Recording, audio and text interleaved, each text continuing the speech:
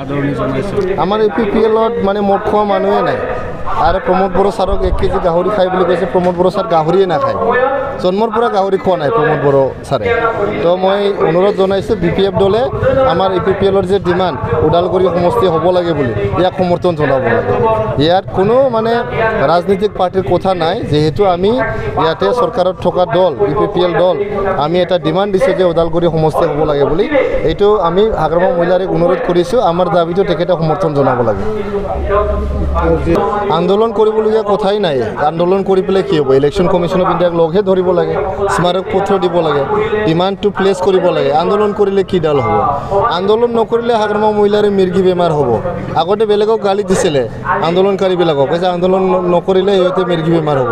এতিয়া আমি কৈ আছোঁ যে আন্দোলন নকৰিলে হাগ্ৰামা বেমাৰৰ মিৰ্গী বেমাৰ উঠিব। নাই, এতিয়া আন্দোলনৰ কোনো পৰিৱেশে নাই। ইয়াতে 15টা MLA সমষ্টি হৈছে, এইটো কিয় আন্দোলন কৰিব লাগে? ফূৰ্তিয়ে কৰিব লাগে। আমি 3টা MLA চিট বেছিকৈ পালোঁ, বহুত ফূৰ্তি কৰিব লাগে।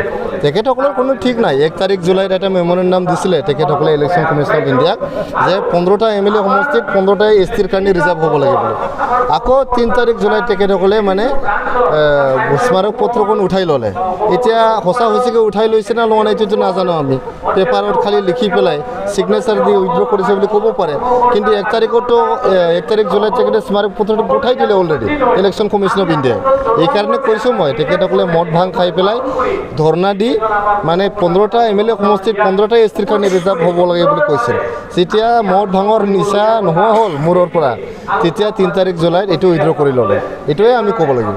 সমান্তৰালভাৱে ভিত্তিকাৰ আছে, এপছু ছাত্ৰ সংগঠন হয়, তেখেতসকলে আন্দোলনকাৰী দলে হয়, আন্দোলনকাৰী গ্ৰুপ হয়, তেখেতসকলৰ অধিকাৰ আছে। আপচুৱে কৰিব। এইটো অঞ্চল এপছুক এৰি পেলাই নহয়। এপছু এইটো অঞ্চলৰ যদি ইতিহাস লিখিব লাগে, যোৱা 50 বছৰৰ ইতিহাস লিখিব লাগে, এপছুৰ ইতিহাস নিলিখি পেলাই এইটো অঞ্চলৰ ইতিহাস নহয়। এইকাৰণে এপছুৰ অধিকাৰ আছে। এপছু এটা গণতান্ত্ৰিক সংগঠন, তেখেতসকলৰ অধিকাৰ আছে। এনি ইছ্যু লৈ পেলাই তেখেতসকলে আন্দোলন কৰিব পাৰে। কি ক'লে? নেহেৰুৱালেতো এনেকৈ গাহৰি কিবা কিবি এইবিলাকৰ কথাটো নক'ব। বেলেগ ইছ্যু নাই নেকি ক'বলৈ? তেখেতে এতিয়া ডিলিমিটেশ্যনৰ ওদালগুৰি সমষ্টি লাগে বুলি ডিমাণ্ড দিছে। ইয়াৰ মাজতে ইমান পাতল এটা কমেণ্ট মাৰি দিলে 1 কেজি গাহৰি খায় বুলি। প্ৰমোদ বড়ো বোলে ঘৰত ভাত নাখায়, BTC ছেক্ৰেটাৰিয়েটত কিটচেন কৰিছে বোলে। আপোনালোকে যাই চাওক, BTC ছেক্ৰেটাৰিয়েটত এটা কিটচেন নাই। কিটচেন এটাও নাই তাতে। প্ৰমোদ বড়ো নিজৰ কেবিনৰ কিটচেন বনাইছে বুলি কৈছে।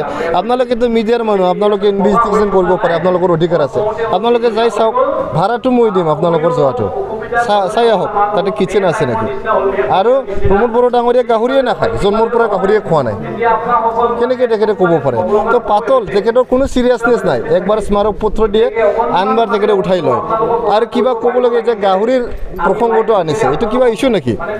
1 কেজি খায় না 2 কেজি খায় না 5 কেজি খায়, এইটো ৰাইজৰতো কোনো ইম্পৰ্টেণ্ট ইছ্যু নহয়। কোনোবা খালে তেখেতৰ কি অসুবিধা আছে? কিবা বাধা আছে নেকি গাহৰি খোৱাত? আছে নেকি বাধা? নাই যদি আৰু কি কথা আছে ইয়াতে? ঠিক আছে।